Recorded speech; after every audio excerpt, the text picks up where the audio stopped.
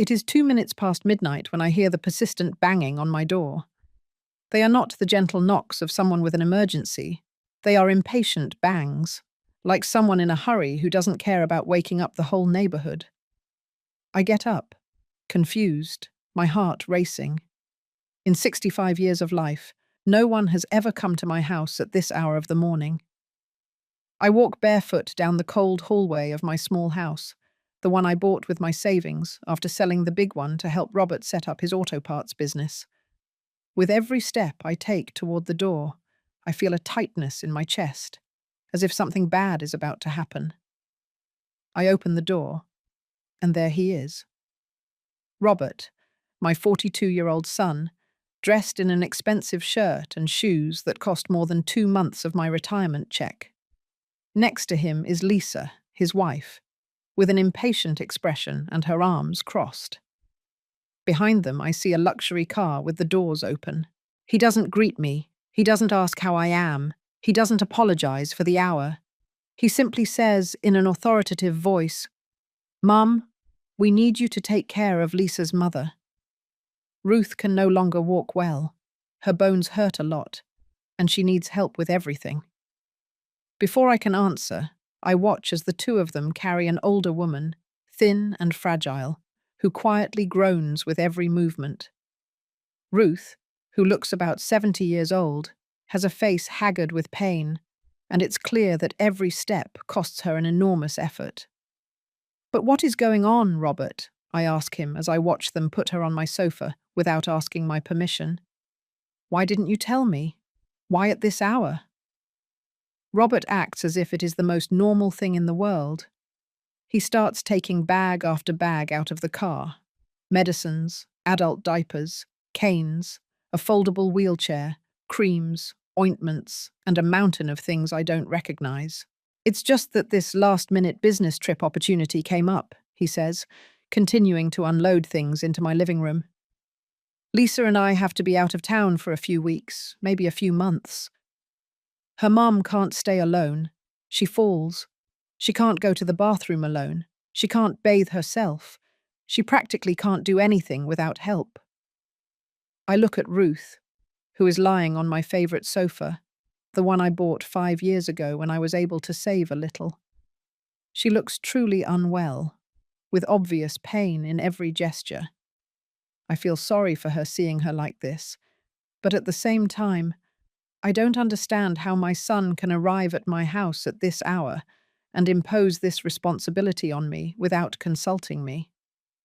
"Robert's son, I don't know how to care for a sick person," I tell him, trying to stay calm. "Besides, I don't have the proper space, or the knowledge, or—" He interrupts me with a smile that doesn't reach his eyes. "Oh, Mom, it's not that hard. You just have to help her go to the bathroom, give her her medicine, make her soft food, help her bathe. Basic things. Plus, you don't work anymore. You have all the time in the world." That sentence hurts me. You don't work anymore. You have all the time in the world. As if my life, my routines, my small pleasures were worth nothing. As if the fact of being retired meant I was available for anything he decided to impose on me. Lisa approaches with more bags. "Mrs. Carroll, here are all my mum's medicines. This one is for the bone pain. You give it to her every 8 hours. This other one is for circulation twice a day. These are the diapers, because sometimes she can't make it to the bathroom. And here are the creams for the massages she needs on her legs every night." My head is spinning. I didn't ask for this. I didn't prepare for this. I don't want this. But when I look at Ruth quietly groaning on my sofa, I feel compassion. I cannot be cruel to an older person who is suffering. What if something happens to her? What if she gets worse? If I have to take her to the hospital, I ask with genuine concern. Robert shrugs. "That's what you have a phone for, Mum. You call the ambulance, and that's it." The coldness of his answer chills my blood. He is talking about a person's health as if it were any ordinary errand. Then he says the words that will be etched in my memory forever, the words that will change everything between us. Besides, Mum, hiring a nurse costs $3,000 per day, and you are free. It's perfect for everyone. I am breathless. I literally feel the oxygen leave my lungs. Free? I repeat, unable to believe it. Yes, free. And besides, you need to feel useful. You are getting too lonely here, cooped up.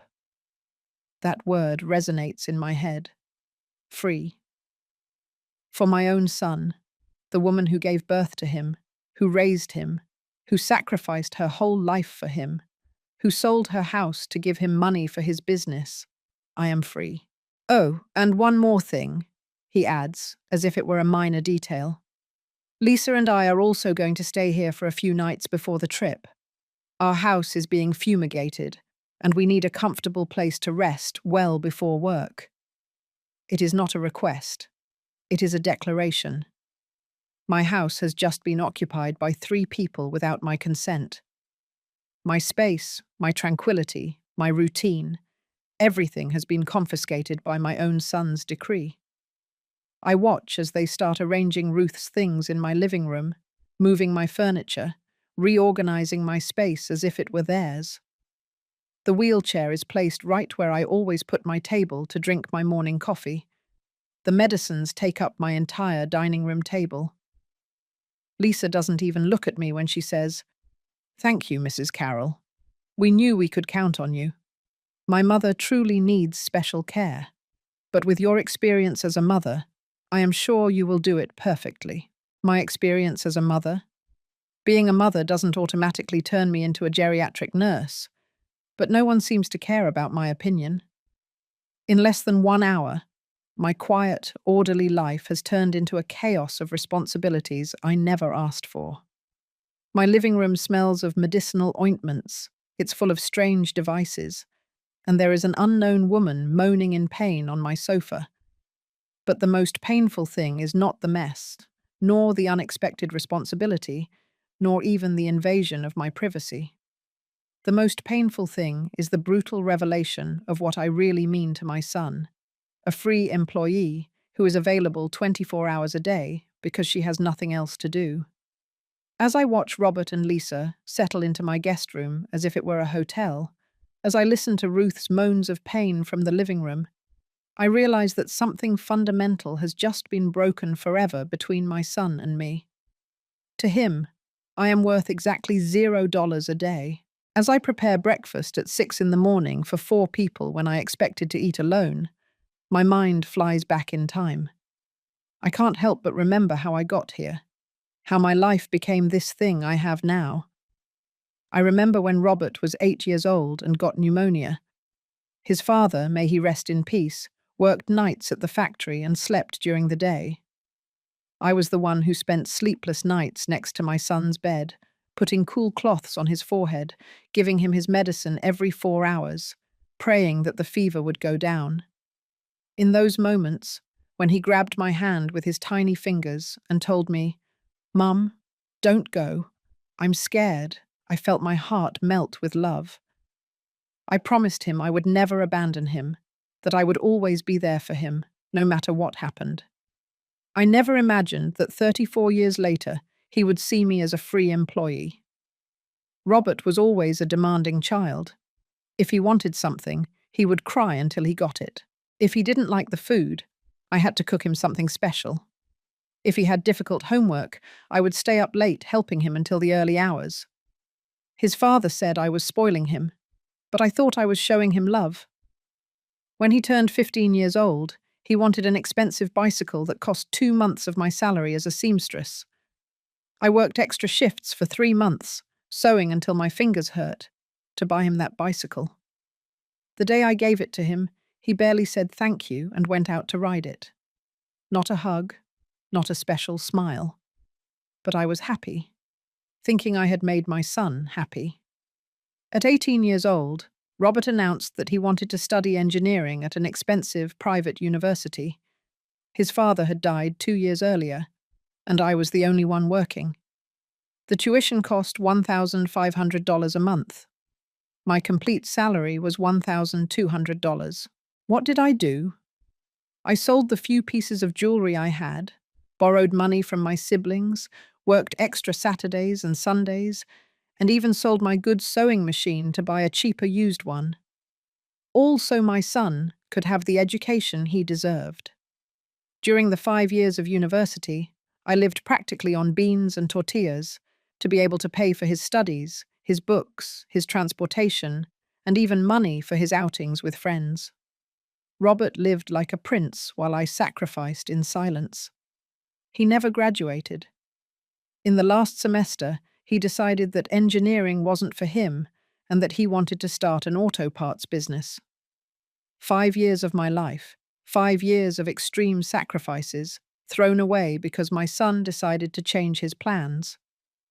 But I, as always, supported him. My son, if that's what makes you happy, go ahead. Mum will support you. To start the business, he needed $50,000.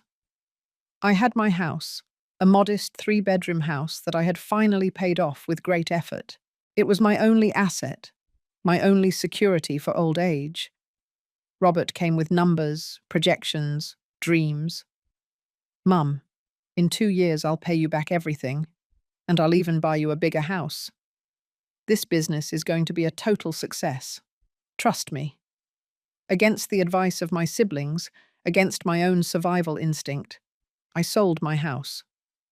$50,000 that I handed over to Robert with the blind trust of a mother who believes in her son. With that money, I moved to this small house where I live now, and the rest I gave him for the business. Robert set up his shop, bought inventory, hired employees. During the first few months, everything seemed to be going well. He would come to visit me, tell me about the sales, about the expansion plans. But little by little, the visits spaced out. The calls became shorter. When I asked him about the money he was going to return to me, he always had an excuse. Next month. Mum, we're in the slow season now. I have to reinvest the profits to grow faster. 2 years passed. Then 3. Robert married Lisa, a woman who treated me like a bother from day one. At the wedding, which I helped pay for because it was the least I could do for my only son, Lisa didn't even include me in the main family photos. That's where the first signs began that I, blind with maternal love, decided to ignore. Robert stopped visiting me regularly. He no longer called me to tell me about his day. When I called him, he was always in a hurry, always had something more important to do. We'll talk later. Mum, I'm busy right now. The few times he came to see me, he no longer sat down to talk with me. He would arrive, eat something I prepared specially for him, take whatever he needed from the house, and leave. As if my house were a supermarket where he could take whatever he wanted without paying. When his first child was born, I wanted to be the present grandmother, the one who helps with the baby, the one who is there for whatever they need. But Lisa had other ideas. Mrs. Carroll, it's better if you don't come for a few days. The baby is very delicate, and the doctor says the fewer people who touch him, the better. I respected their wishes, but it hurt my soul not to be able to meet my grandson. When they finally let me visit him, the child was already 3 months old. He was a stranger to me. The years passed, and I watched my son build his life without truly including me in it. He had his big house, his new cars, his expensive vacations that he showed off on social media. Meanwhile, I lived off my small retirement check, stretching every dollar to make it to the end of the month.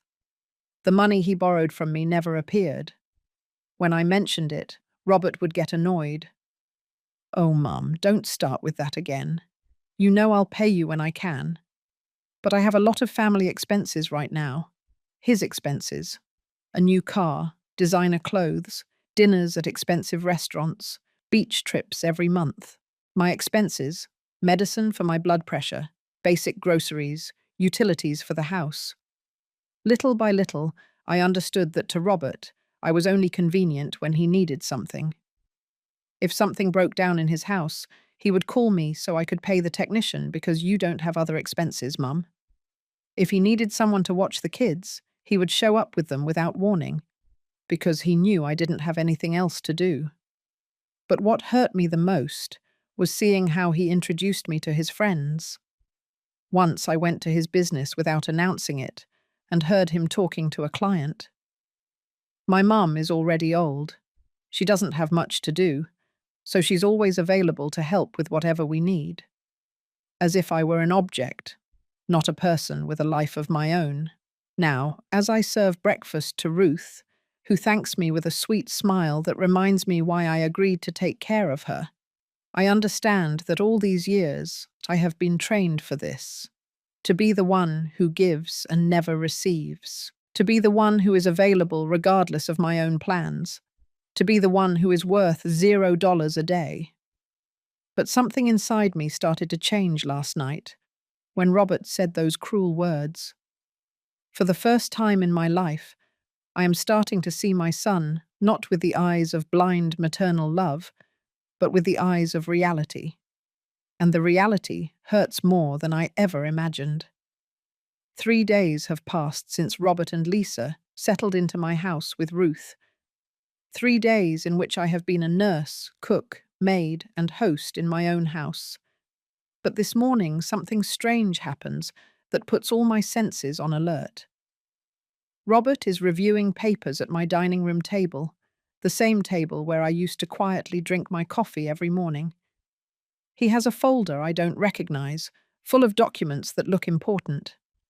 When I approach to serve breakfast, he quickly closes the folder, as if he had been doing something he shouldn't. "What are you looking at, son?" I ask him with genuine curiosity. "Nothing important, Mom. Just work," he replies without looking me in the eyes, putting the folder away in a briefcase I hadn't seen before either. But I did see something important before he closed the folder. I saw my name, I saw the word property, and I saw numbers. Big numbers. My heart skips a beat, but I try to act normal. I continue with my morning activities, giving Ruth her medicine, helping her with breakfast, changing her clothes. But my mind is working 1,000 miles an hour, trying to understand what papers with my name Robert could be looking at. Later, while Lisa is taking a shower and Robert has gone out to resolve a business matter, I decide to clean the room where they are sleeping. It is my house. I have the right to clean all the rooms. At least that's what I tell myself to justify what I am about to do. When I enter the room, I see Robert's briefcase on the bed. It is closed, but not locked. My hands tremble as I open it, feeling like I'm doing something wrong, but needing to understand what is happening. Inside, I find a folder full of documents. The first one I see takes my breath away. It is a deed to my house, my house. Why does Robert have the papers for my house? I review more documents with my heart beating so loudly that I fear Ruth will hear me from the living room. I find photocopies of my driver's license, my birth certificate, my bank statement.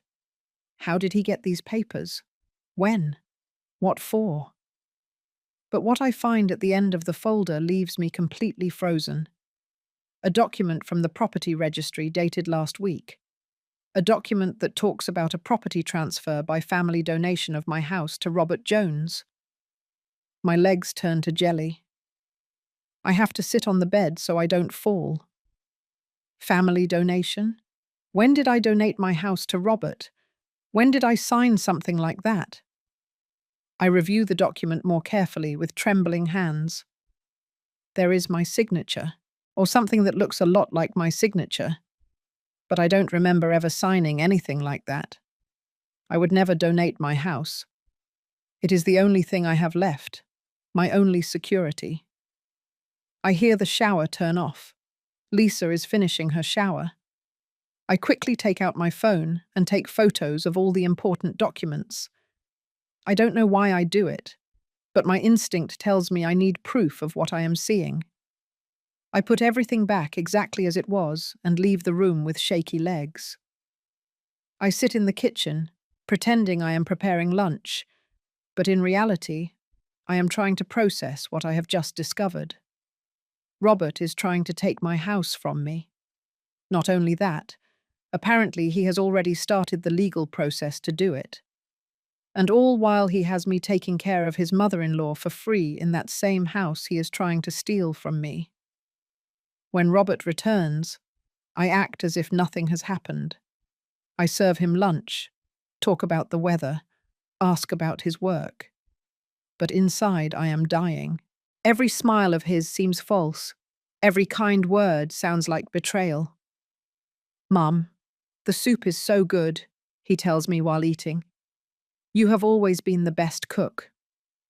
Those words that used to fill me with pride now sound empty. It's easy to say I'm a good cook when he's planning to steal the kitchen where I cook. During the afternoon, while Ruth is taking her nap and Robert is at his business, Lisa stays in the house.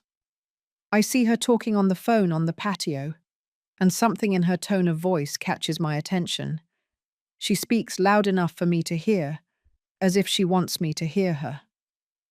"Yes, the lawyer says it's very easy when the elderly person lives alone and has no other close relatives." No, she doesn't suspect anything. Robert handles everything very well. In a few weeks, everything will be in our name, and we can sell. Sell? They are going to sell my house? I feel as if I've been punched in the stomach. Not only are they going to take my house, but they are going to sell it. They are going to convert into money the place where I live, where I have my memories, where I plan to grow old peacefully. Lisa continues talking. "The house is worth about $120,000 according to the appraisal. Yes, with that we can expand our business and buy the apartment at the beach that we want. The best part is that she has no one else. Her siblings live far away and barely speak to each other." It is true. My siblings live in other cities. We talk a few times a year. Robert knows I am alone, that I have no one to defend me, that I have no one to question his actions. When Lisa finishes the call, she comes into the house with a smile that I now understand is completely false.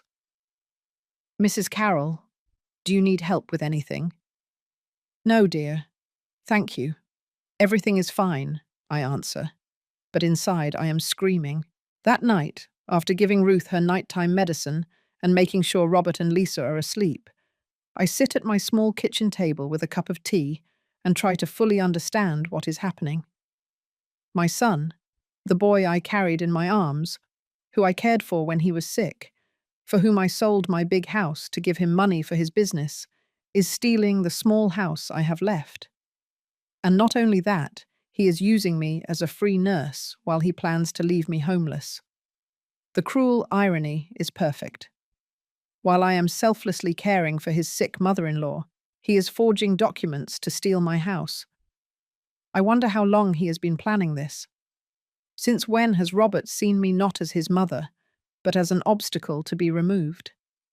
Since when did he decide that my life, my well-being, my future do not matter? I mentally review the last few months, looking for signs I should have seen before. The more sporadic visits, the strange questions about my documents, the insistence that I give him a copy of the keys in case something happened to me. Everything made sense now.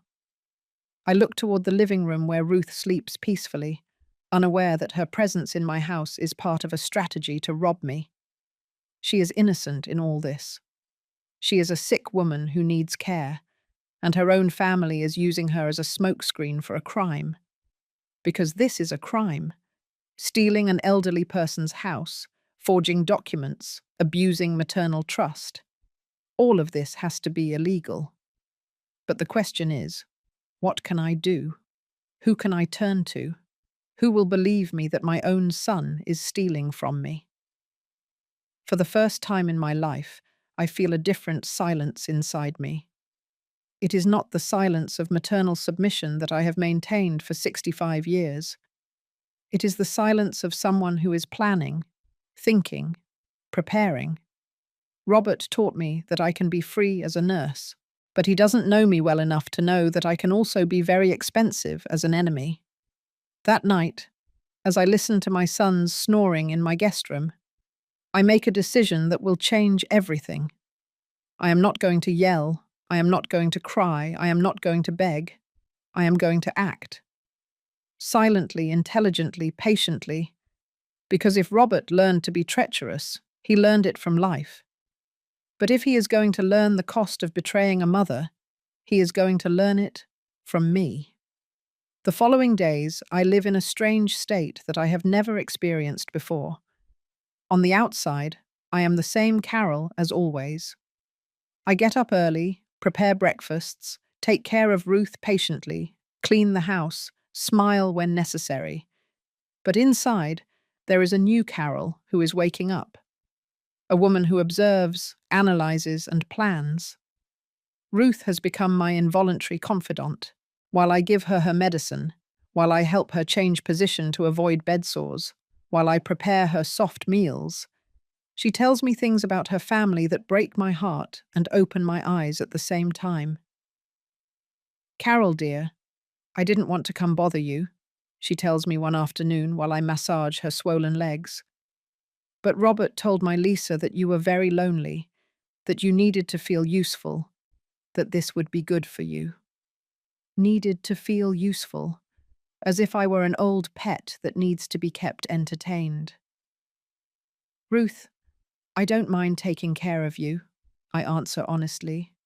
"You are a very sweet lady. What bothers me is how we got to this situation." She sighs, with that wisdom that comes with years. "Oh dear, sometimes children don't understand the cost of raising them.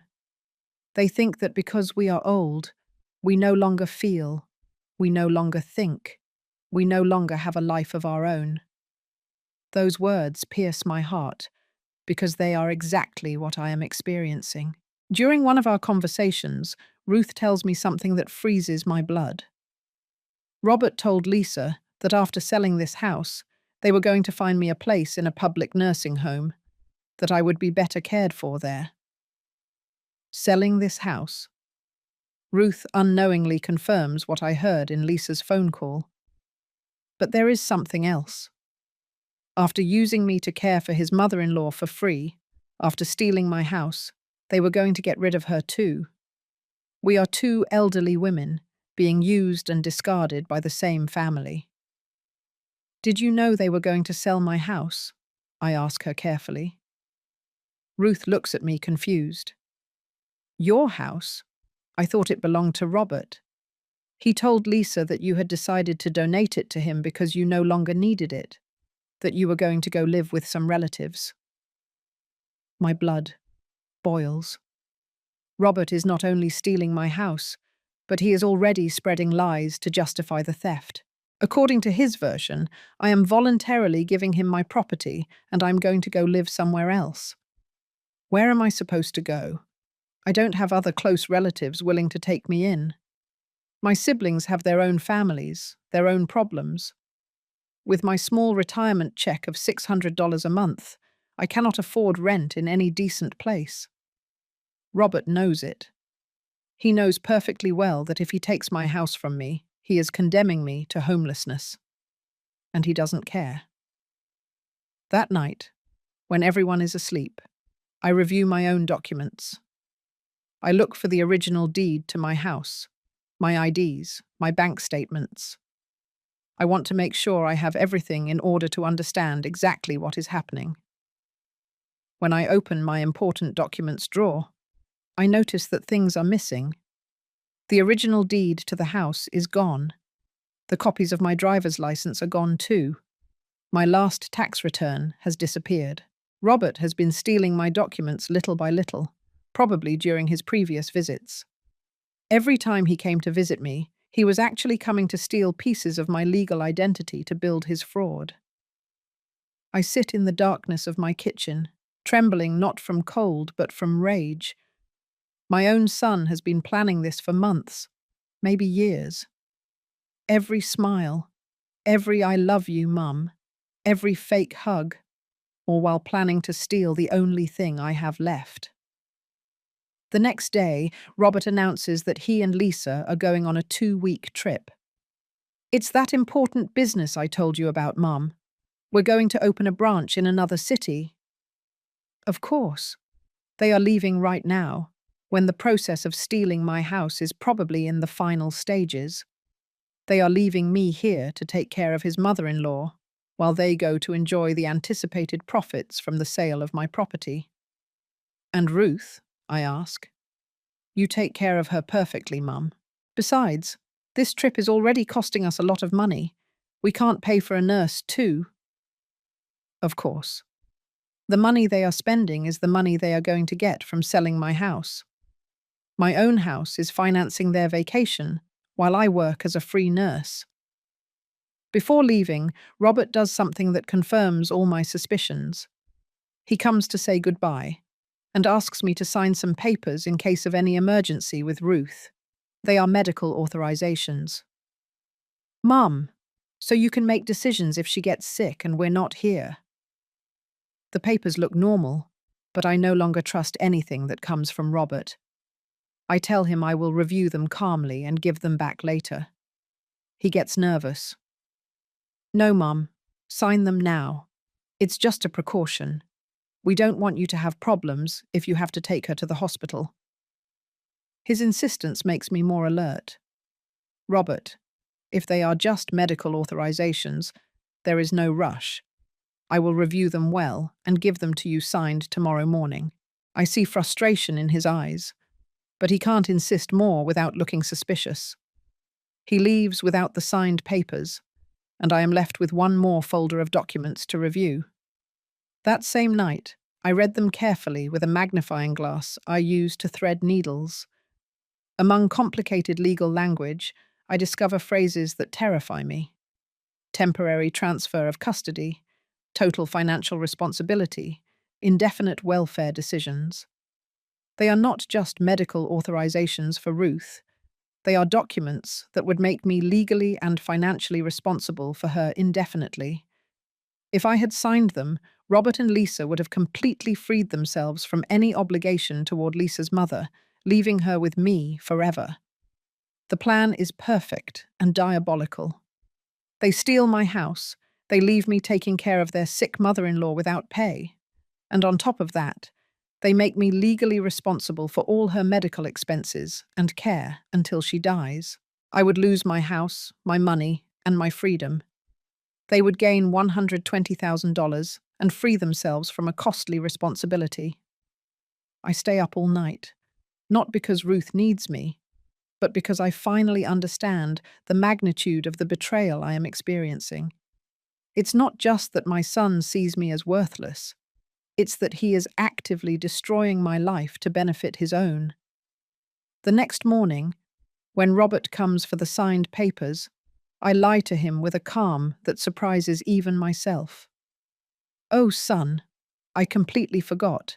I left them at the neighbor's house when I went to borrow her magnifying glass to read them. I'll look for them and send them to you by mail. He looks frustrated, but he can't do anything. He leaves with Lisa, leaving me alone with Ruth and with the complete truth of what is happening. When the car disappears from sight, I sit next to Ruth and take her hands. Ruth, I have to tell you something important. I think both you and I are being deceived by the same people. I explain everything I have discovered. The stolen documents, the house fraud, the custody papers they wanted me to sign, the plan to put her in a public nursing home after selling my property. Ruth cries, but not from sadness. She cries from rage. Carol, dear, I have some money saved that Lisa doesn't know about, and I have relatives who do love me, but she told them that I didn't want to see them. At that moment, I understand that I am not alone in this battle. I have an unexpected ally, a 70-year-old woman who is also being betrayed by her own family. What are we going to do, Carol? For the first time in weeks, I smile with real pleasure. We are going to show them that they underestimated the wrong women. The first morning after Robert and Lisa left on their trip, I wake up with a determination I hadn't felt in years. Ruth and I eat breakfast together in a knowing silence. both of us aware that today our silent counteroffensive begins. Carol, are you sure you want to do this? Ruth asks me, while I help her with her morning medicine. More sure than I have ever been in my life, I answer her. They thought we were two defenseless old women. They are going to learn that they were wrong. Ruth gives me a smile I hadn't seen before, a smile of complicity and determination. Then let's get started. My first step is to call my neighbour, Mrs. Davis, who has lived next door for 15 years. She has seen all the strange activity of the last few days: the ambulance, Robert's comings and goings, the installation of medical equipment. Mrs. Davis, I need to ask you a very important favour. Could you watch Ruth for a few hours? I have to go out to take care of some urgent matters. Mrs. Davis comes over immediately. She is a 60-year-old woman, a retired school teacher, who has always been a good neighbour. I briefly explain the situation to her, without going into all the details, but enough so she understands that I need her help. Oh, Carol, I always suspected that son of yours didn't treat you well. I've seen him come here as if he owned the house. Go on. I'll take care of Mrs. Ruth. My first stop is the property registry office. I bring with me all the photos I took of the documents I found in Robert's briefcase, in addition to my IDs and the few original papers I still have. At the registry, I am attended by a young employee who looks overwhelmed when I explain my situation. Ma'am, what you are telling me is very serious. If someone is forging documents to transfer property without your consent, we are talking about fraud. He helps me search for my house's file in the system. What we see on the screen confirms my worst fears. There is a request for property transfer by family donation that was submitted 2 weeks ago. The signature that appears looks like mine, but I know I never signed that. What can I do to stop this? I ask him.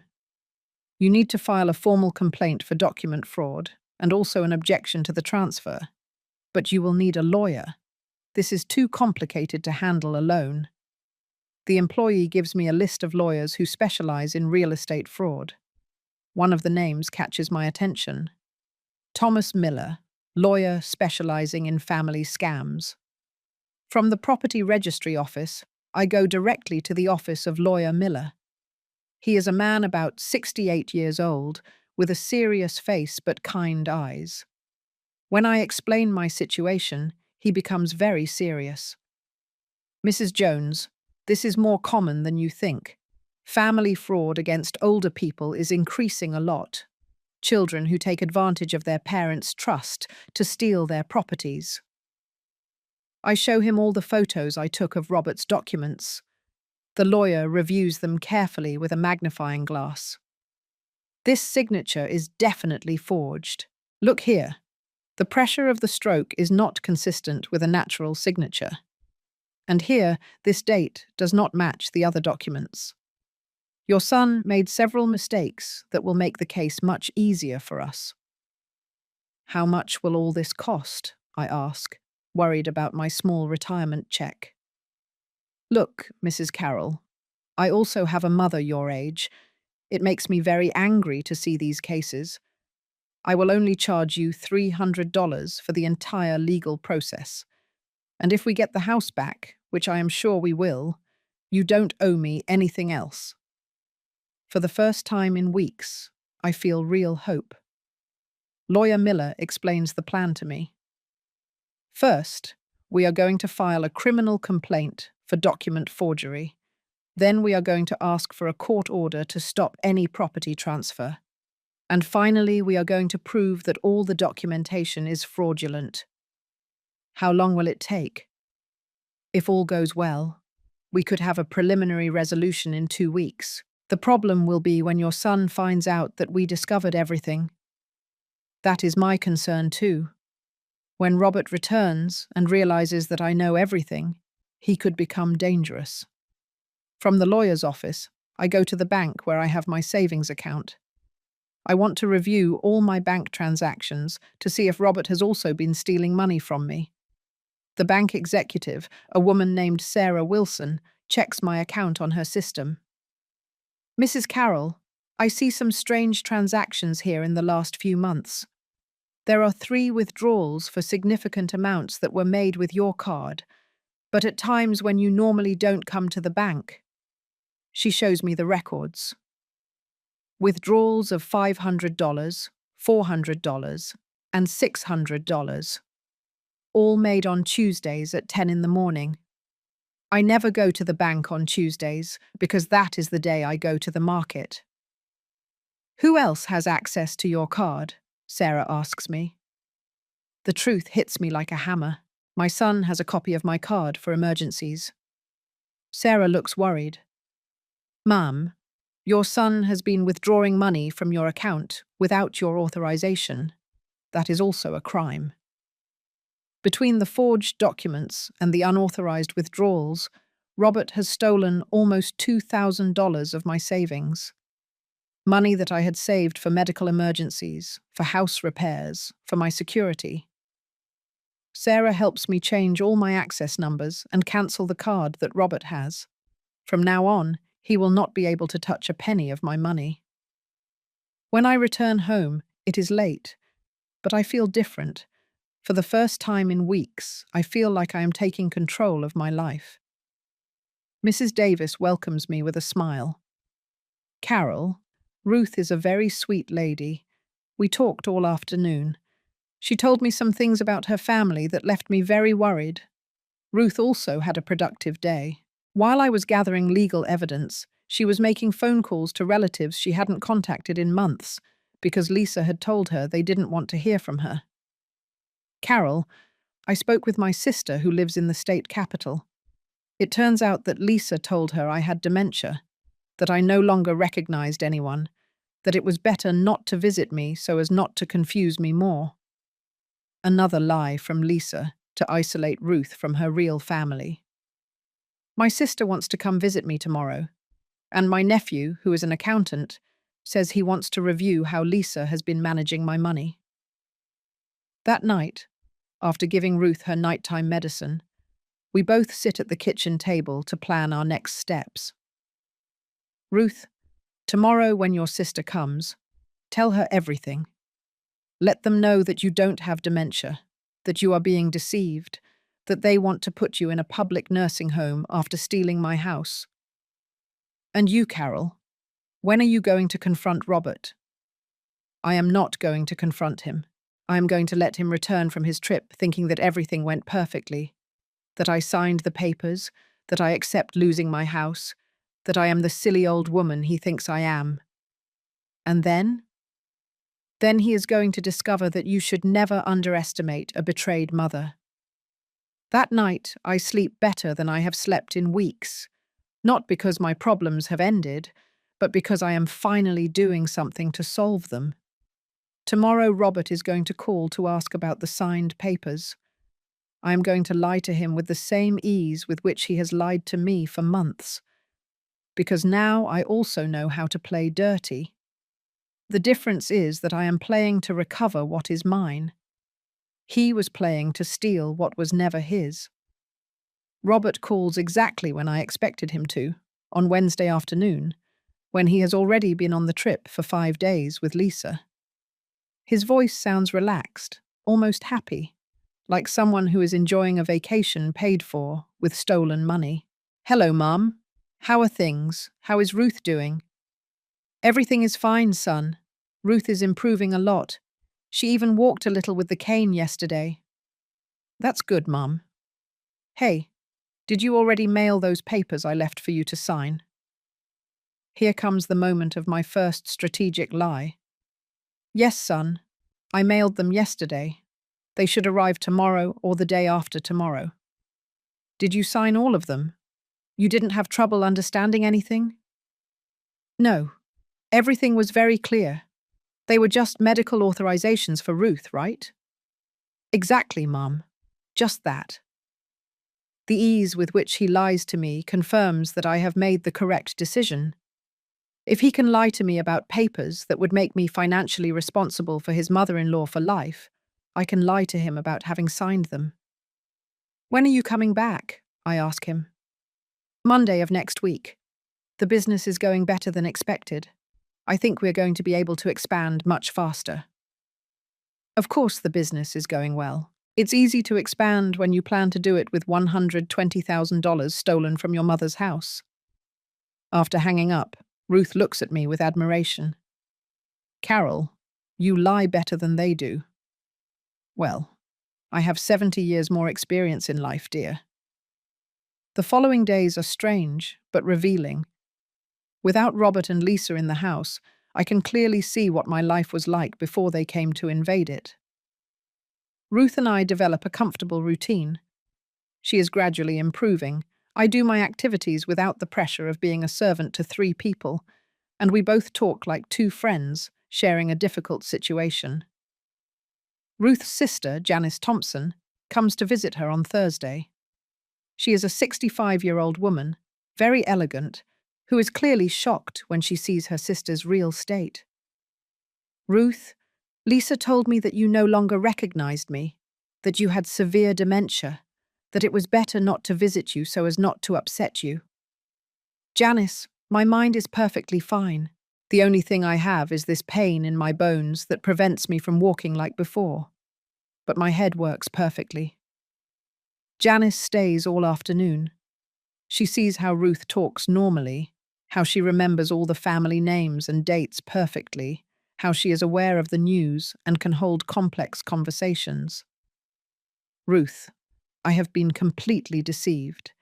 Lisa told me that you needed specialized care, that you had lost the ability to reason, that it was better to leave you alone.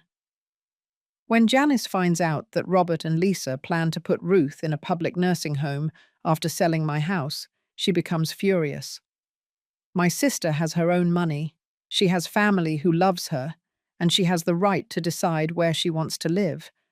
No one is going to put her in any public nursing home. Janice thanks me for the care I have given her sister, but she also realizes that I am being exploited. Carol, you don't have to take care of my sister for free while they go on vacation. This is not fair. It won't be for much longer, I answer her. Things are going to change very soon. On Friday, I have an appointment with lawyer Miller to review the progress of the legal case. The news is better than I expected. Carol, we already filed the criminal complaint for document forgery. We also got a court order that freezes any property transfer until the case is resolved. Your house is legally protected. That means Robert cannot sell it. He can't transfer it, sell it, or mortgage it. Nothing. Until a judge determines that the documents are fraudulent, that property remains exactly as it is, in your name. The lawyer also gives me unexpected news. Carol, it turns out that your son is not as smart as he thinks. When he presented the forged documents at the registry, he left digital traces. He used a computer from his business that is registered in his name. It is going to be very easy to prove that he was the one who created the false documents. During the weekend, while I wait for Robert to return, I do something I hadn't done in months. I check his social media. What I see makes me nauseous, but it also confirms that I am doing the right thing. Robert has been uploading photos of his trip every day. Expensive restaurants, luxurious hotels, costly excursions. In one photo, he is toasting with champagne that probably costs more than a week of my retirement check. The caption says, "Enjoying the life we deserve." Sometimes you have to make difficult decisions to be happy. Difficult decisions? Is he referring to stealing his mother's house as a difficult decision? In another photo, Lisa is at an expensive spa with a facial treatment that must cost $300. Her comment, "I released myself from all the negativity in my life. Now only positive energies." Negativity? Does she consider me negativity? The woman who is taking care of her sick mother for free, while she gets beauty treatments with stolen money? But the photo that impacts me the most is one of Robert on the beach, smiling, with his arms open to the sea. The comment says, "Finally free of the family burdens." that prevented me from growing. New chapter of my life. Family burdens. That's what I am to him. A burden. On Monday morning, Robert calls me to let me know they will arrive in the afternoon. His voice sounds different, more confident, like someone who believes all his problems are solved. Mum, everything okay with the papers? No problems? Everything perfect, son. The papers arrived fine at their destination. Excellent. Hey, Mum. When we arrive, we have to talk about some changes. What kind of changes? Nothing important. Just some adjustments so we can all be more comfortable. Adjustments. He surely means to tell me that I no longer have a house, that I am now an employee who lives on his property, that my status changed from mother to full-time maid. That afternoon, when I see Robert's car approaching my house, I feel a strange calm. He comes with the confidence of someone who believes he has just executed the perfect crime. He comes thinking that he has all the documents in order, that his silly mother signed everything he wanted, that his plan worked perfectly.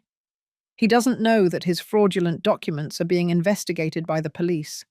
He doesn't know that a judge already froze the transfer of my property. He doesn't know that the bank cancelled his access to my money. He doesn't know that Ruth is in contact with her real family. He doesn't know that while he was spending money that he hadn't even stolen yet, I was building the legal case that is going to destroy all his plans. Robert gets out of the car, loaded with bags of expensive gifts and souvenirs. He is smiling, relaxed, tanned from the beach sun. Lisa also looks radiant, rested, happy. They look like two people who have just solved all their financial problems. Mum, how is my favourite nurse doing? Robert says, hugging me with a false familiarity that gives me the chills. Fine, son. How was the trip? Excellent. Better than we expected. I think this is going to be the best year of our lives. Lisa greets her mother with a distracted air, like someone checking on a property they left in custody. Hi, Mum. Did you behave? You didn't give Mrs. Carroll any trouble.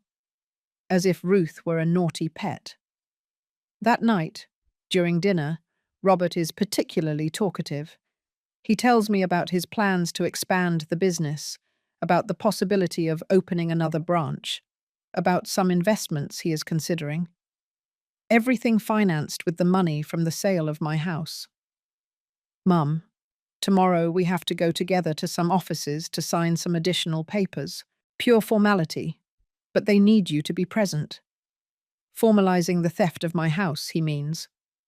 But I also have my own plan for this day. Last night I called Lawyer Miller and we coordinated everything. I also called Janice, Ruth's sister, to come early this morning. Janice arrives at 8, just as Robert is finishing getting dressed. He is surprised to see her. Good morning. Who are you? I am Janice Thompson, Ruth's sister.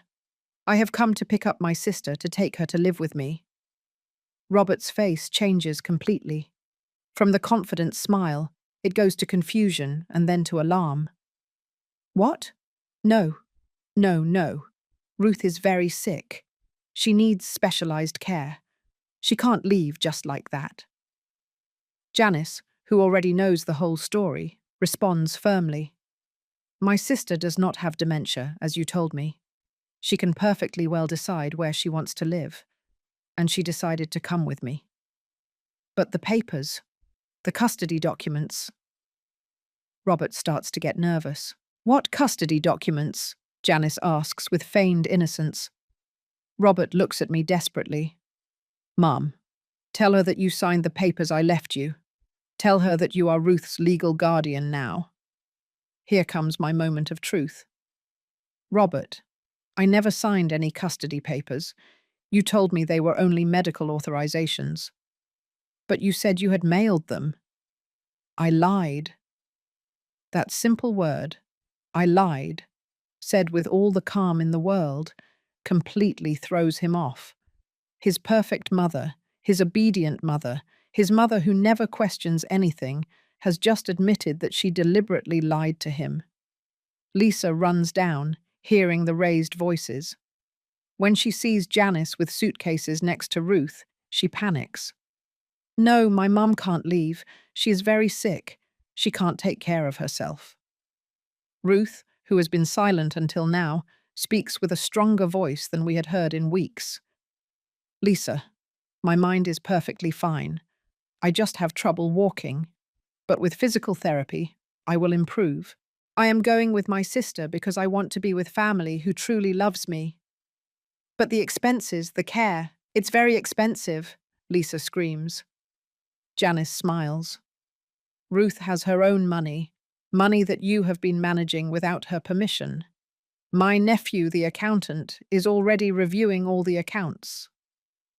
Robert and Lisa look at each other in terror. Not only is their perfect excuse to steal my house escaping them, but they are also going to be investigated for mismanagement of Ruth's money. Robert, let's go do the paperwork now, Robert says, trying to regain control. We will resolve this later. We are not going anywhere, I answer him with a calm that surprises me. What do you mean, no? We have an appointment with the notary. I don't have an appointment with any notary. You have an appointment to try to complete the theft of my house.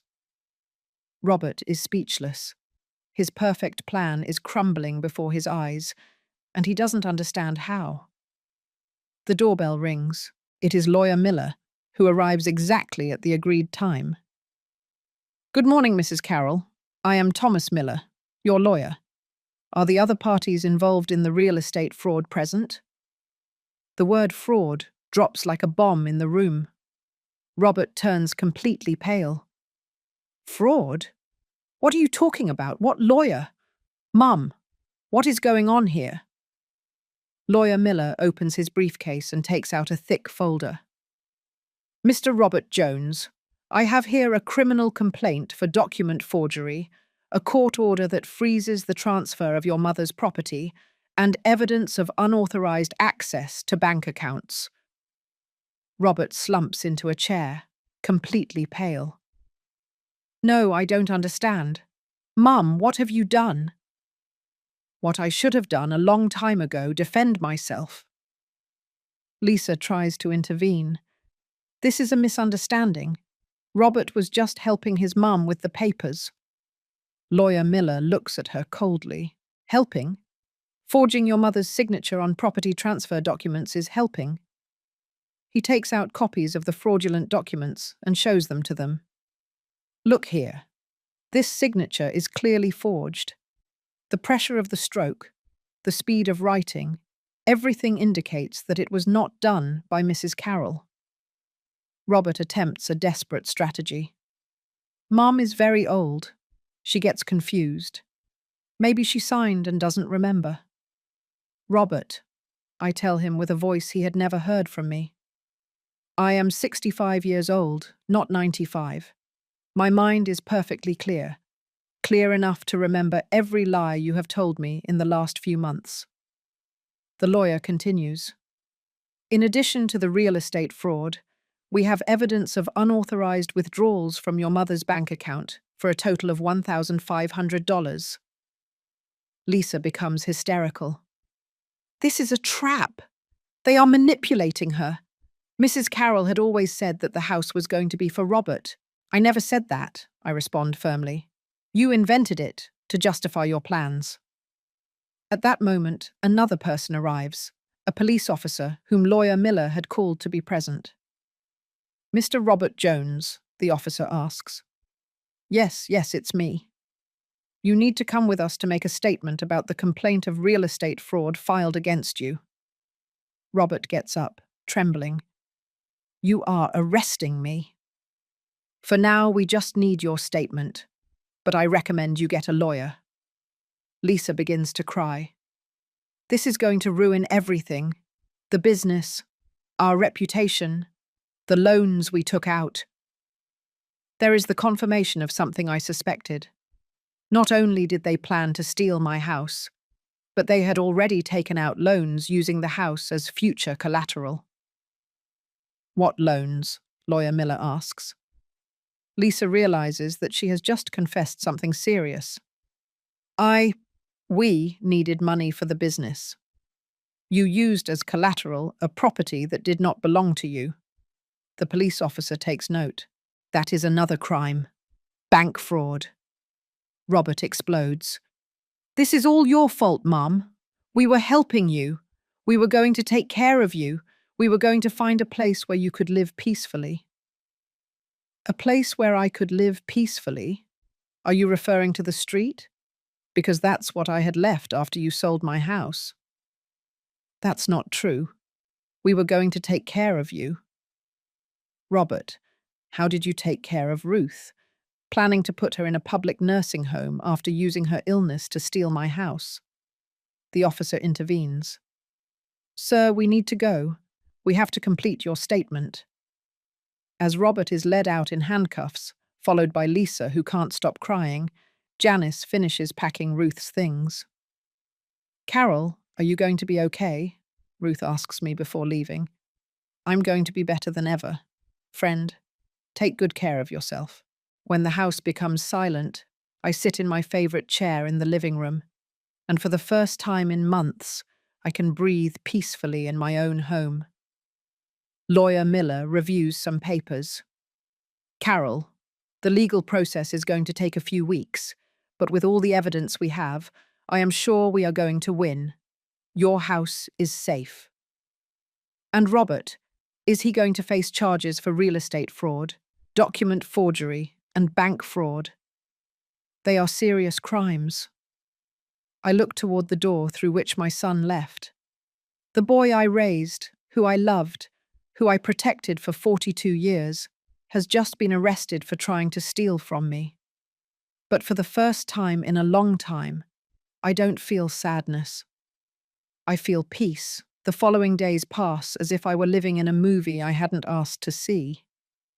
My house, which for weeks had been invaded by medical machines, yelling demands, and the toxic presence of Robert and Lisa, is now in a silence I hadn't experienced in months. But it is not an empty silence. It is a silence full of possibilities, of recovered freedom, of restored dignity. On Wednesday morning, my phone rings. It's a number I don't recognize, but when I answer, I hear Lisa's desperate voice. Mrs. Carroll, please, we need to talk. This is a terrible misunderstanding. There is nothing to talk about, Lisa. Yes, there is. Robert is in jail. He can't pay the bail. His business is collapsing. Clients are finding out about everything and no longer trust him. Exactly what I expected to happen. The real consequences of their actions are finally catching up to them. That is not my problem, Lisa. But you are his mother. Children make mistakes. He loves you. That word, love, said by her, makes me laugh. Love? Calling stealing my house and leaving me on the street, love? He wasn't going to leave you on the street. We were going to take care of you. Like you were taking care of your mother, planning to put her in a public nursing home. Lisa falls silent for a few seconds, probably realizing that she has no valid arguments. Mrs. Carroll, please, if you drop the charges, we will give you back everything. We will give you back your money, we will apologize, and we will never bother you again. Everything? Are you going to give me back the years of sacrifice I made for Robert? Are you going to give me back the trust I had in my son? Are you going to give me back the nights I didn't sleep, caring for your mother for free while you spent stolen money on vacations? We will pay you for taking care of my mum. We will give you what a nurse would have cost. $3,000 per day for 2 weeks? $42,000? Total silence on the other end of the line. That's what I thought. They don't have that money because they already spent it. Mrs. Carroll, please. Lisa, the next time you want to talk to me, let it be through your lawyers. I hang up the phone and feel strangely good. For the first time in my life, I hung up the phone on a family member, and it felt liberating. On Thursday, I receive an unexpected visit. My brother David, who lives in another city and with whom I talk a few times a year. He arrives worried because he found out from other relatives what is happening. Carol, why didn't you tell me what Robert was doing? Why didn't you ask me for help? Because you don't want to admit that your own son is stealing from you. It's too shameful. David is furious. That scoundrel. Mum and Dad would be turning over in their graves if they knew what he did. David, I raised Robert with so much love. I gave him everything I could, more than I could. Where did I go wrong? You didn't go wrong at all, Carol. Some children just turn out bad, no matter what you do. My brother stays with me for 3 days. It is comforting to have a real family member, someone who loves me without hidden agendas, someone who is genuinely concerned about my well-being. On Friday, Lawyer Miller calls me with news that leaves me speechless. Carol, the bank where Robert requested the loan using your house as collateral, filed an additional complaint. It turns out that he also forged your signature on those documents. Now he faces federal charges. What does that mean? That if he is found guilty, he could go to federal prison for several years. Financial crimes are taken very seriously. I feel a strange mix of satisfaction and sadness. Satisfaction because justice is working. Sadness because it is my son who will face the consequences. During the weekend, some neighbors who had found out about the situation come to visit me. Mrs. Davis, who had helped me by caring for Ruth, arrives with a homemade dessert. Carol, the whole block is talking about what happened. I always suspected that son of yours didn't treat you well, but I never imagined it would go this far. Other neighbors tell me things that open my eyes more. Carol, we saw Robert several times checking the exterior of your house, measuring things, taking pictures. We thought maybe he was going to do some remodeling.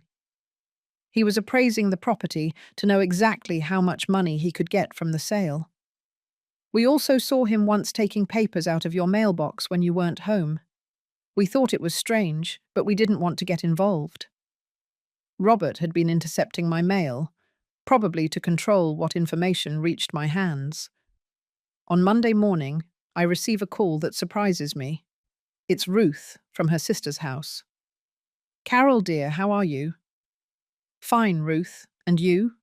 How do you feel at your sister's house? Like I'm in heaven. Carol, Janice is giving me physical therapy. I'm eating well, and most importantly, I'm with people who truly love me. I'm very glad to hear that. Carol, I have news. My nephew, the accountant, finished reviewing how Lisa was managing my money. It turns out they stole almost $15,000 from me over the last 2 years. Another revelation about the true nature of Robert and Lisa. What are you going to do? We already filed another complaint. Lisa is also going to face charges for theft and financial abuse of an elderly person. Justice. Finally, real justice for all the people who had been hurt by this couple of scammers. On Tuesday, Robert calls me from jail. His voice sounds completely different from the confident man who had gone on a trip 2 weeks ago. He sounds broken, desperate, scared. Mom, please, I need you to come visit me. No, Mom, I'm your son. I need your help. Robert, when I needed respect, you gave me humiliation. When I needed honesty, you gave me lies. When I needed support, you gave me betrayal. Mum, I love you. Everything I did was to secure our future. Our future? Robert, your plan was to leave me without a house, without money, without anything. Where was I in that future of yours? We were going to take care of you. We were going to find you a nice place to live. With what money? With my $600 a month retirement check. In what nice place can I live with that? Silence on the other end of the line. Robert, for 42 years I was your mother. I gave you everything I had. I sold my big house to finance your business. I worked extra shifts to pay for your university. I sacrificed limitlessly for your well-being. I know, Mum, That's why you have to help me now. No. Now you have to face the consequences of your actions, like an adult, like the man I thought you were. Mum, please. My business is failing. Clients no longer trust me. Employees are leaving. I'm going to lose everything. Perfect. Now you know how I felt when I discovered that my own son was planning to steal everything I had. It's not the same. You are right. It is not the same. You chose to be a thief. I never chose to be a victim of my own son. Mum. Robert, don't call me again. Any communication you want to have with me, let it be through lawyers. I hang up the phone, and for the first time in weeks, I cry. But I don't cry out of sadness for Robert. I cry out of relief for myself. I cry because I finally freed myself from the burden of protecting someone who never protected me. I cry because after 65 years, I finally learned to defend myself. I cry because I discovered that I can be strong when I need to be. And I cry because, although I lost a son, I found myself. 6 months have passed since the day that changed my life forever. 6 months since I discovered that my own son was planning to steal my house and leave me homeless. 6 months since I decided to defend myself with the same determinations with which for decades I sacrificed myself for him. This Saturday morning, I get up without hurry, without the urgency I lived with when my house was invaded by people who abused my kindness. I quietly prepare my coffee, listening to the singing of the birds that nest in the mango tree in my yard. It is a sound I had forgotten during the weeks of chaos, when medical machines and constant complaints filled every corner of my home. Robert's trial ended 3 weeks ago. The judge found him guilty of real estate fraud, document forgery, and bank fraud. The sentence was 4 years in federal prison and the obligation to pay me $25,000 in damages. Lisa received 2 years in prison for her participation in the fraud and for the theft of Ruth's money. When lawyer Miller communicated the sentence to me, I didn't feel the vengeful satisfaction I had expected. I felt something deeper and more healing. I felt that justice had been restored, that my dignity had been recognized, that my value as a person had been validated by a system that took seriously the abuse I had suffered. My house is truly mine again now. The false documents were officially annulled. My name was restored as the sole legal owner, and the bank that had granted the fraudulent loan had to absorb the losses for not having adequately verified the documents. My property, which Robert had planned to sell for $120,000, was officially valued at $140,000 during the legal process. With the money from the damages, I had the entire house painted. I chose colours that I like, not the neutral tones that Robert always said were more appropriate for my age. My living room now has soft yellow walls that reflect the morning light in a way that makes me smile every time I enter. My kitchen is mint green, a colour I always liked but never dared to use because Robert said it was too youthful for a woman my age. I also bought new furniture, a comfortable queen-size bed to replace the twin bed where I had slept for years, because Robert insisted that a single woman did not need a large bed. A spacious, soft sofa where I can sit to read or watch television without the back pain my old, worn-out furniture gave me. A nice dining room table where I can receive the friends I have been regaining, those friends I had neglected for years, because Robert always had some emergency that required my immediate attention. Ruth comes to visit me once a week. She has improved immensely living with her sister Janice. She can already walk without help for short distances, and her attitude is completely different. She is no longer the dull, complaining woman that Robert and Lisa had brought to my house. She is a lively, conversational lady, full of plans and projects. She tells me about the knitting classes she is taking, about the afternoons she spends playing cards with other neighborhood ladies at her sister's house, about the grandchildren she can now see regularly because she is no longer isolated by Lisa's lies. During one of her visits, Ruth confessed something to me that deeply impacted me. She told me that during the weeks she was in my house, she knew perfectly well that Robert and Lisa were planning something bad with me. She had overheard phone conversations, seen documents, noticed the strange behavior of her daughter and son-in-law. But she felt so dependent, so afraid of being abandoned, that she decided to keep quiet. Her confession made me understand something important about my own situation. For decades, I had also decided to keep quiet about Robert's abuse because I was afraid of losing the relationship with my only son. I had normalized his lack of respect, his irrational demands, his way of treating me as if I were his personal employee, because I believed it was better to have a son who mistreated me than not to have a son at all. Now I understand that that logic was profoundly wrong. A son who abuses his mother, who steals from her, who plans to leave her destitute, is not truly a son in the emotional sense of the word. He is a parasite who uses the family bond as a tool for manipulation and control. My brother David visits me regularly since he found out everything I went through. He comes every 2 weeks. Sometimes he brings his wife. Sometimes he comes alone. We talk about family, about memories of our childhood, about our parents. It is comforting to have a genuine family relationship, a relationship based on real love and not on mutual convenience or emotional manipulation. David has insisted several times that I consider moving to the city where he lives, that I stay at his house, that I let him take care of me in my old age. But I have decided to stay here, in my recovered house, in my own space. After decades of sacrificing my comfort and my desires for other people, I have finally learned to value my independence and my right to live the way I want to live. I have developed a routine that fills me with satisfaction. I wake up when my body naturally wakes up, not when someone else needs me to be available. I eat breakfast peacefully while reading the news or listening to music. I dedicate my mornings to caring for my small garden, where I have planted flowers and aromatic herbs that I always wanted to have, but never had time to maintain.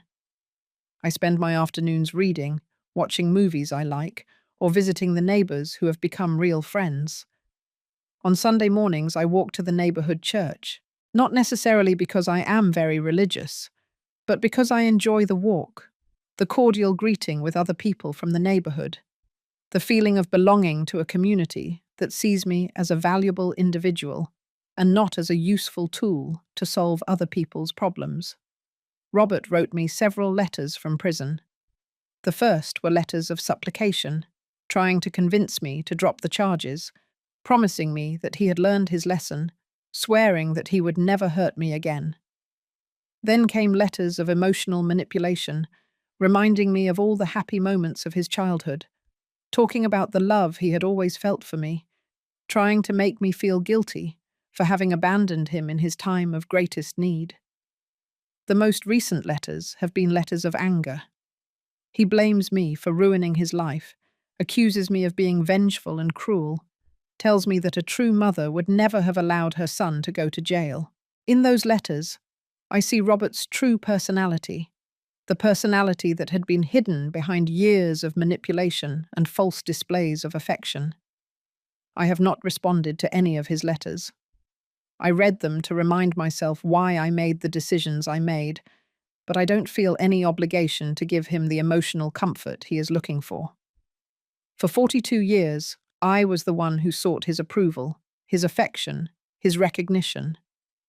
Now it is his turn to seek mine, and he has forever lost the right to receive it. This afternoon, as I water the plants in my garden and feel the warm autumn sun on my face, I reflect on the path that brought me here. I realize that the woman I am today is a version of myself that I had never known before. She is a woman who knows how to defend her rights, who does not accept being mistreated by anyone, who understands that true love never requires the total sacrifice of personal dignity. I don't feel resentment toward Robert. Resentment requires emotional energy that I prefer to invest in my own happiness and well-being. What I feel is a kind of distant pity, the same pity I would feel for any person who has made such destructive decisions that irreparably ruined the most important relationships in their life. When the sun sets and I turn on the lights of my recovered house, I sit on my new sofa with a cup of tea and look around my living room. I see walls painted with colours that I chose, furniture I bought for my comfort, plants I cared for with my own hands, photographs of people who truly love me. I don't hear medical machines, nor constant complaints, nor irrational demands. I hear the peaceful silence of a house that completely belongs to the person who inhabits it. This silence is not the silence of loneliness. It is the silence of peace. It is the silence of a woman who finally learned that her own well-being matters, just as much as the well-being of the people she claims to love. It is the silence of someone who closed the door not out of hatred, but out of self-love. And by closing that door, a completely new world of possibilities and dignity opened up.